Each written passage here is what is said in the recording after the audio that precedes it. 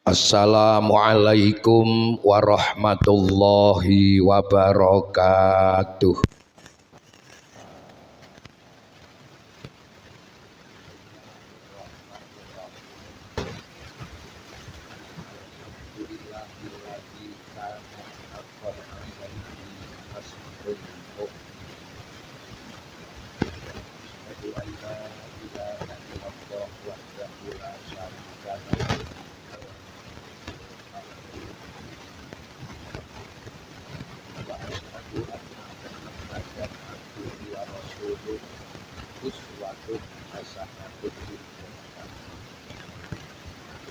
Allahumma sholli wa sallim wa barik ala sayyidina wa maulana Muhammadin rasulil amin wa ala alihi wa ashabihi ajma'in. Qalu subhanaka la ilma lana illa ma 'allamtana innaka antal alimul hakim. Sa'adatul muhtaromin, para alim, para kiai, ibu nyai ingkang sanget kula takdimi, kula cadhong barokah doanipun al-atos sahibul karomah al-mukarram Singgah Haji Raden Rahmat Bahlil Abdul Hamid, ugi Ibu Nyai Hajah Rifah Mudayana, dalah ahli bait ingkang saged kita atu-atu berkah doanipun Al-Mukarram Bapak Kyai Haji Raden Agus Gumilang Abdul Hamid, Al-Mukarram Bapak Haji Raden Abdul Hadi Zain, Al-Mukarram Bapak Haji Taufik Murtado, Al-Mukarram Bapak Haji Nur Salim Zahra, ngarsanipun Duriyah Al-Mahburlah Sibak Haji Raden Abdul Hamid Usman, Duriyah Al-Mahburlah Sibak Haji Raden Asy'ari Demesan, ngarsanipun Al-Mukarram Bapak Haji Faruk Samsudin, Bapak Kiyaipun Sibak Kyai Muhammad Sa'dullah, Bapak Kyai Athaillah Zaini, Bapak Kyai Hasanul Apol, lan sedaya kiai ingkang rawuh sinasa boten sebat asma karimipun, sedaya ingkang sanget kita hormati, kita mulyakaken. Para pini sepuh kakung putri ingkang gahati hormatan, para priyagung panembahan dalam penembahan praja, jabat pemerintah, Binanggung, Bapak Camat beserta jajaran Forkop Bincang, Bapak Kepala Desa Perubahan dalam jangkeping para perangkatipun, pangarsa dusun, sedaya tokoh-tokoh masyarakat, ugi Alhamdulillah Haji Soleh, ugi ngarsanipun Bapak Haji Hadi Wahyono dalam Kasepuan Mujahadah Darul Hikmah, dalah sedaya jamaahipun ingkang sanget kita mulyakaken. Panitia penyelenggara pengajian dalam rangka syukuran mujahadah bulan Muharram, jamaah mujahadah Darul Hikmah ugi syukuran pundhuripun ibadah haji Ibu Nyai Hajah Rifah Mudayana ingkang sanget winantu sukabasi. Bapak-bapak, ibu-ibu, hadirin wal hadirat, jamaah pengajian ingkang minulya budi, kadang kaneman, para santri kakung putri ingkang kinasih, jamaah sholawat ingkang derek ngregengaken pawiwahan, sedaya ingkang derek rawuh wonten ing majelis pengajian syukuran dipilaksana menika ingkang mugi-mugi tansah pinaringan rahmatipun Gusti Allah. Sehat-sehat badanipun, panjang yuswanipun, gampil urusanipun, tentrem rumah tangganipun, kathah rezekinipun, lunes utangipun, soleh solihah putra wayahipun, istiqomah ibadahipun, selamat bejo donya akhiratipun. Lumantar mujahadah, lumantar ngaji, nek ana dulur sing kek susah ya muga enggal ilang susahe nalika semangke. Sing kek sulit ilang sulite nalika gampangé. Sing gerah ilang penyakite. Sing lara mripat ilang larane aja mripate. Allahumma amin. Murwakani atur puji pangalebana syukur kainggahaken wonten ngarsa dalem Allah ingkang tasih babar kanugrahan paring rahmat paring nikmat dhateng panjenengan lan kula kalebet wekdal menika tasih pun paringi kesempatan sareng-sareng derek aken syukuran pengajian mujahadah lan ugi kundur haji kanthi pinaringan ridhanipun Allah tan manggih alakan. Alhamdulillah. Allahumma sholli ala Sayyidina Muhammad. Sholawat salam rahmatipun Allah katur katetepaken dhateng mustikaning jagat sekaring bawana Kanjeng Nabi Muhammad sallallahu alaihi wasallam. Ingkang panjenengan lan kula estu budidaya derek sunahipun, derek dawuhipun, derek tuntunanipun pangajab muga-muga diakoni minangka umatipun Rasulullah benjing dinten kiamat pinaringan syafaatul utma. Amin Allahumma. Alhamdulillah wa syukru lillah. Derek remen lan syukur mujahadah muharramat darul hikmah saged lumampah istiqomah. Muga-muga kedepan tambah rebaka gawe sarana gedhepe nang ngersanipun Gusti Allah. Wujud anggenipun purna mujahadah wekdal menika pun wontenaken pengajian syukuran kaliyan mugi-mugi anggenipun Ibu Nyai Hajah Rifah kembali kundur tindakan ibadah saestu kundur beto barokah tumrap kita sedaya saestu pinaringan hajat mabrurah. Allahumma.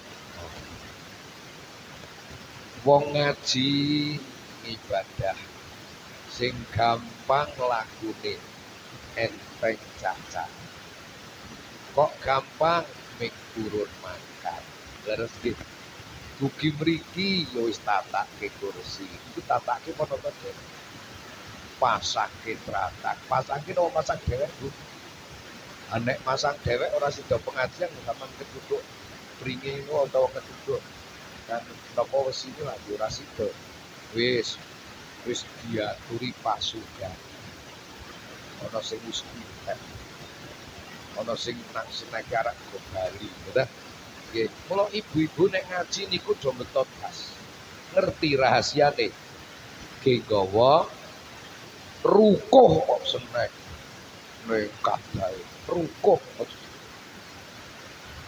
Ning gedhe ganjarane, cobi mawon. Pinarak sak jam nang majelis taklim niku direken luwih utama timbang nindake salat sunat 1000 rakaat. Alhamdulillah. Nate bus salat sunat 1000 rakaat dereng nyoba men semaput traweh sak witire 23 ana sing mlincur kok. Ya Allah, saking mulyane wong ngaji Kanjeng Nabi dawuh man salaka tariqan yaltamisu fihi ilman sahalallahu lahu tariqan ilal jannah. Sapa wonge ngambah dalan golek ngilmu, mongko Allah gampangake dalane nang swarga. Allahumma mung atur prisa jebul swarga karo neraka niku bedane tipis. Wonten hadis diterangake ngeten. Hujibatin naru bisyahawati wa hujibatil jannatu bil makarihi. Neraka niku ditutup rapet men jamaah mujahadah Darul Hikmah, wong kerumpaan, wong kajoran, wong Magelang, wong Temanggung, wong Dimawon boten saged mlebet. Allahumma ning tutup neraka niku perkara sing nyenengake. Bu, tutup neraka ki perkara sing napa? Nyenengake. Biling-iling. Swarga nggih ditutup rapet. Men hajingan boten mlebet. Nek haji mlebet, nek ngan boten. Ning tutup swarga ki jebul perkara sing megahi. Tutup swarga perkara sing apa, Bu? Megahi. Tak contoh. Wonten piantun kerumpaan, kajoran, Magelang, Temanggung, endi mawon. Wis sregep salat berjamaah. Saya boten. Mongko griyane nggih tebih ka masjid, tebih ka musala. Saya boten. Ning ana kabare wong cepak masjid, cepak musala ratu jamaah. Wonten boten? Piyantunipun nggih nderek ngaos nggih. Nggih kerudunge werna apa? Masyaallah. Ana wong Islam wis sregep salat berjamaah. Wis tata-tata arak salat jamaah nek piyantun putri wis ngagem rukuh. Ge arak mangkat udan deres mongko mboten gadah payung. Sida mangkat mboten. Mboten sepakat nggih. Esuke takoni karo kandhang nome yu apa hakok mambeng ora jamaah isa hawis tata-tata ngari makate udan terus moko ora ndek payung awegah den swarga ke megah orang ndek payung udan terus ning kok krungu gamelan dituthuk kabyak nyilih payung ngon ponakane jebul ngumpulane wis dienggo dhewe mlipir-mlipir wong gek ora ndek dhuwite adol pitih niku modele wong Amerika niku ndalangan nek Amerika men kiai saleh endi nggih iya nek Ameriki kerumpaan cetha wis nggih wingi begitu sasi Ramadan purna Syawal kaidah besar undangan ating jedul ndak leres. Nggih berarti kaya mulakno sinoso telat tetap mengucapkan selamat memperingati hari kondangan nasi yun. Ana wong kerumpaan sedina kondangan ronggon. Teng gedung kabeh sistem sama standing partai jukuk dhewe. Dipresani wah pasukanane dan menarik enak kabeh. Akhire jukuk kabeh. Ngono ya didahar kabeh. Kondur kondangan awak saya, awak lurah, mripat ngantuk weteng tuwuk. Saene napa Bu? Tilem cerdas. Gek makan saya. Adine teko. Assalamualaikum. Waalaikumsalam. Joyu yasinang niki. Njur takon domon sapa lor kae kelingan anggone lor kae mesti pacetane petotang saku balung kuwuk wedangewe ora legi. Akhire jawabe gampang awegah den swarga ke megah. Cara kok sida mangkat yasinan, jo maca Quran surat Yasin tok iki. Kanjeng Nabi dawuh al jannatu mustaqatun ila arba'ati nafarin. surga merindukan 4 golongan manusia. Sinten wong sing diarep arep swarga? Satu di antaranya talil Quran, wong sing demen maca Quran diarep arep swarga nek ati apal Quran. Sudah sana mustiko. Top. Ning gandeng wegah durasi diarep arep swarga. Mergo swarga kuwi megahi. Yo jane awak jan saya rada lumrah. Mripat yo ngantuk wetenge tuwuk. Garak mapan kok krungu swara kidul kae apa manuk. Pakanane apa? Krungu ngoten niku kok ilang sayae, mari ngantuke cincing merongos nang ngarepan. Niki modele wong Ameri. Saya wis muni Ameri. Masya Allah. Den swarga kon neraka ki bedane ngoten niku.